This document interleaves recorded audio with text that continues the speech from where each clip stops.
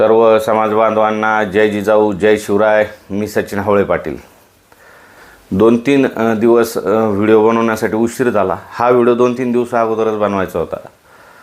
काही जे हरामखोर अवलादी ज्या मनोज जरांगे पाटलाच्या आंदोलनाला म्हणजे नाव ठेवण्याचं काम करते, सोशल मीडियाच्या माध्यमातून ट्रोल करते की या आरक्षणाचा फायदा काय झाला, मुंबईहून कशाला आले, मग आता आंदोलन मोडीत निघालं, असे बरेच ट्रोल करायला लागलेले आहे.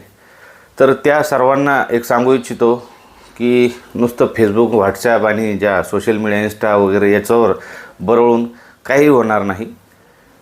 तुम्हाला जर नोंदी पाहायच्या असतील तर तुम्ही विदर्भात जा, खानदेशात जा, पश्चिम महाराष्ट्रात जा, मराठवाड्यात ज्या ज्या गावात एक नोंदी सापडल्या, अख्खे गावाचे गाव मराठा आरक्षणामध्ये गेलेले. आणि तुम्हाला काय जातं, इथं बसल्या तुम्ही सुपाऱ्या घेऊन कामं करू नका. आम्ही शांत आहे, लढा शांततेचा आहे, गरजवंत मराठ्यांचा आहे म्हणून शांत आहे, पण शंड नाही. मी बऱ्याच जणांच्या याच्यावर मला फोन यायला लागले की त्यांच्या याच्यावर चुकीच्या कॉमेंट हे ट्रोल करणारे करायला लागले. त्यांना एक सांगतो की आम्ही कुठल्याही परिस्थितीत कायदा हातात घेण्याच्या तयारीत नाही. आम्हाला लढा शांततेतच न्यायचा आहे, पण त्याचा गैरसमज तुम्ही करून घेऊ नका.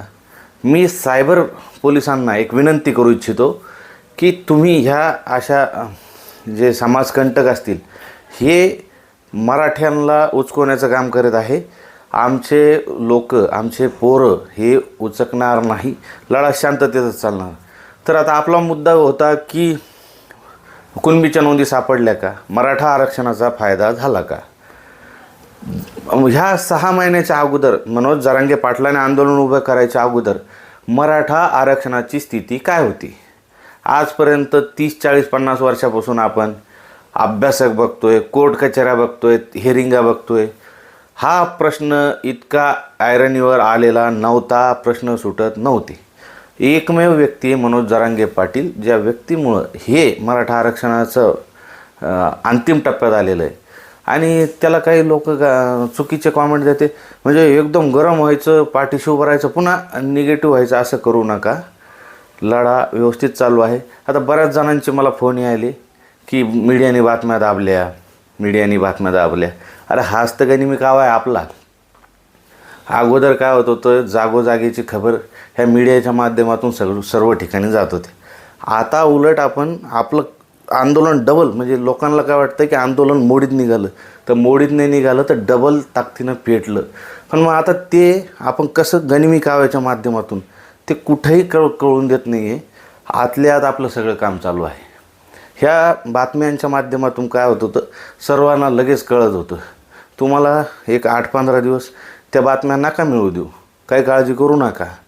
आपलं काम आपल्या गावात, वाड्या वस्त्यांमध्ये, तालुक्यांमध्ये शांततेने मिटिंगा चालू द्या. थोड्याच दिवसात जरांगे पाटील आपल्याला पुढची काय भूमिका घ्यायची, लढा शांततेत पुढं कसा वाढवायचा हे सांगतीलच. त्यामुळं तुम्ही ह्या बातम्या नाही यायला लागल्या किंवा हे जे चुकीचे कॉमेंट करणारे यांना उत्तर देत बसू नका. त्याला सांगायचं तू मोठ्या बापाचा, आपण लहान्या बापाचे. आता सध्या झालोच आहे. आपण होतं आपल्याकडं, वाडवडिलांकडं होतं, पण आज आपण गरीब बापाचे म्हणून हे करून घ्या. आम्हाला राजकीय आरक्षणाची गरज नाही. आमचे जे हे माजलेले पुढारी असतील आमच्या समाजाचे, यांना घरी बसवा. आम्हाला राजकीय आरक्षण नको, आम्हाला शिक्षणात आणि नोकऱ्यात आरक्षण पाहिजे. यासाठी हा लढा जरांगे पाटलांनी उभारलेला आहे. आणि सकल मराठा समाज, 18 पगड जातीचे समाज आमच्या पाठीशी आहे. आता नोंदी जर सांगायचं झालं, आता मी जरांगे पाटलासोबत सर्व दौरे कव्हर केले. सगळ्या दौऱ्यांमध्ये मी सोबत होतो. मी विदर्भ बघितला, खानदेश बघितला, पश्चिम महाराष्ट्र बघितला. मराठवाड्यापेक्षा सर्वात जास्त नोंदी ह्या बाहेर सापडल्या. आता काही हरामखोर असे म्हणतात की मराठवाड्याचाच प्रश्न होता, फक्त मराठवाड्याचाच मंजूर करून घ्यायचा होता. काहून विदर्भातले, खानदेशातले, पश्चिम महाराष्ट्रातले आपले समाज बांधव नाही, ते मराठी नाही, ते आपले सोयरे नाही. सर्वांचा विचार करून मनोज जरांगे पाटलांना हा अखंड मराठा समाजाच्या विचार केलेला आहे. आणि त्यामुळं मराठवाड्याचं तर कधीच मंजूर झालाच. पण झालं काय, आताच्या घडीला असे झालं की बाहेरच्या नोंदी जास्त का सापडल्या. तर त्याचं कारण असं आहे की तिकडच्या नोंदी सेफ होत्या, पण आपला मराठवाडा हा निजामाच्या राजवटीत होता. आपल्या नोंदी गहाळ केल्या, दाबल्या असतील, म्हणजे गायब केल्या असतील. हे तसं ॲक्च्युअल सांगता नाही येणार, पण असं काहीतरी घडलेलं असू शकतं. त्यामुळं आपल्या नोंदी कमी सापडल्या. पण मोठ्या पातळीवर आपण स्वतः जागरूक राहून प्रत्येकाने आपापलं तहसील असेल, भूमी अभिलेख असेल, कलेक्टर ऑफिस असेल किंवा जुने आपल्या पिढीमध्ये कोण जे शिकलेले त्यांच्या नोंदी तपासा. त्यावरून जर काही धागा मिळाला तर एक व्यक्तीचा जर मिळाला तर त्या आपल्या पूर्ण परिवाराला त्याचा फायदा होईल. त्यामुळं सर्वांनी त्या नोंदी सापडवायचं स्वतः काम करायचं आहे. सायबर पोलीस जे आहेत त्यांना एक विनंती करतो, कारण हे काही बांडगुळं जे आहे ना, तर ह्या वातावरण गढूळ करण्याचा प्रयत्न करीत आहे. आम्हाला कुठल्याही पद्धतीने वातावरण हे शांतच ठेवायचं आहे, कारण शांततेचं असल्यामुळे हे 6 महिन्यापासून आंदोलन चालू आहे. सध्या नोकर भरती चालू आहे पोलिसांची. तर त्यामध्ये आपल्या समाज बांधवांना एक विनंती करतो की तिकडे फोकस करा. ज्या ज्या भरती येतील, आता सरकार म्हणतं आहे ना हे 10% दिलं, हे अजून रद्द झालेलं नाही. त्यामुळं त्या 10%च्या याच्यामधून आपल्याला नोकरीसाठी अर्ज करा. पोलीस प्रशासनाला किंवा सरकारला एक विनंती करतो, आता ह्या 6 महिन्यात ज्या आमच्या निर्दोष तरुणांवर गुन्हे नोंदवले असतील त्याची शहानिशा करून त्वरित वापस घ्या. कारण आता ह्या नोकर भरतीमध्ये आमचे तरुण जर मागं राहिले तर पुन्हा आमचे तरुण मागं पडतील. आणि सरकारने आता हे डिक्लेअर करावं ह्या लोकसभेच्या अगोदर, आता हे जे तुम्ही 10% आरक्षण दिलं म्हणताय ते आता सध्या चॅलेंज झालेलं आहे. आणि त्याची आता सुप्रीम कोर्टाने सांगितलेले सरकारला भूमिका मांडायचं. तर ही सरकारने त्वरित त्याच्यावर ॲक्शन घेऊन दाखवावे की आता सध्याची परिस्थिती काय आहे मराठा आरक्षणाची. तुम्ही डिक्लेअर केलं, पण आमचा मराठा समाज बांधव याला हा मनामध्ये विश्वासच बसत नाही आहे की तुम्ही हे आरक्षण दिलं. कारण आजपर्यंत अगोदर आम्हाला 16% तुम्ही दिलं, ते टिकलं नाही. 13% दिलं, ते टिकलं नाही. हे 10% टिकलं नाही. आणि तुम्ही हे देऊ शकत नाही, आता असा आमचा समज झाला आहे. त्यामुळं आता हे संसदेत जर मंजूर करायचं तर आमच्या सर्व मराठा समाज बांधवांनी ठरवलेलं आहे की आता संसदेतच जायचं. तर 48 पैकी 48 खासदार आमचे निवडून आणायचं, बहुमत सिद्ध करायचं आणि दुसऱ्याच महिन्यामध्ये मराठा आरक्षणाचा प्रश्न मार्गी लावायचा, कायदा बनवायचा. कायदा हा बनवलेला डॉक्टर बाबासाहेब आंबेडकरांनी आहे आणि त्या कायद्यामध्ये बदलही आपल्याला करता येतो. सर्वसंमतीने आपल्याला तो बदल करता येत असतो. आजपर्यंत तुम्ही बरेच बदल केले, 370 हटवला, बरेच जसं लागलं. म्हणजे त्यात ज्या भरपूर सुधारणा केल्या, तसं मराठा आरक्षणाची एक सुधारणा आमचे समाज बांधव तिथं जातील. आम्हाला राजकीय महत्त्वाकांक्षा नाही. आमच्या पिढ्या सगळ्या या बर्बाद झाल्या राजकारणापायी. आम्हाला राजकारणाचा मोह नाही, राजकारणाचा गंध नाही. कुणाला वाटेल हे आता खासदारकी आमदारकी लढवतील, असं काहीच नाही. आम्हाला काहीच नको. तुम्हीच तुमचं इलेक्शन लढा, तुम्हीच निवडून या. आम्ही फक्त आरक्षणाचा प्रश्न आम्हाला मार्गी लावा. ह्या लोकसभेच्या याच्या अगोदर आम्ही सगळे तुमचा प्रचार करू. कसं तुम्ही बातम्या पाहणं सोडा. म्हणजे सर्व समाज बांधवाला एक विनंती करतो की ह्या बातम्या काही निगेटिव्ह बातम्या येतात आणि मग तुमच्या मनामध्ये ते घालमेल होती किंवा हे असं झालं तसं झालं. काही नाही, एक विश्वास ठेवा. आपल्या समाजाला एक योग्य नेतृत्व भेटलेलं आहे. कसल्याही पद्धतीत मॅनेज होत नाही. कितीही अब्जावधी रुपये दिले तो व्यक्ती मॅनेज होत नाही. तुम्ही पहिल्यापासून ज्या पद्धतीने त्या व्यक्तीच्या मागं छातीचा कोट करून उभे होते, आता तुम्ही असं हे करू नका की आपल्याला इकडे जायचं तिकडे जायचं. काही नाही.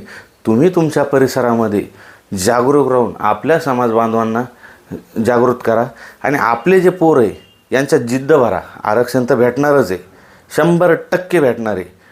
पण आपल्या पोरांमध्ये ही जिद्द निर्माण करा की आपल्याला स्वबळावर, म्हणजे आरक्षणाची गरज नाही पडली पाहिजे आणि आपलं पोरगं स्टँड झालं पाहिजे, तो त्याचा नंबर लागला पाहिजे, इतका आपला अभ्यास पाहिजे. आरक्षण तर भेटणारच आहे, आरक्षण तर घेऊ, पण आरक्षणाची पण गरज पडली नाही पाहिजे. अशा पद्धतीने आपल्या पोरांमध्ये जिद्द भरा. पोलिसांचा सर्वांनी सन्मान करायचा आहे. कायदा सुव्यवस्था बिघडू द्यायची नाही. माता भगिनींचा सन्मान करायचा आहे.